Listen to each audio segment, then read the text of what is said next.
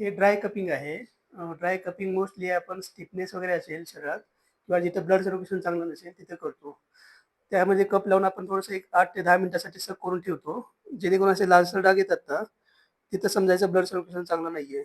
काही-काही ठिकाणी काळे डार्क डाग येतात. डार्क डाग आला म्हणजे ब्लड सर्क्युलेशन चांगलं नसतं.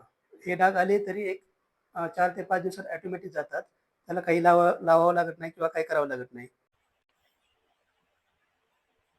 कप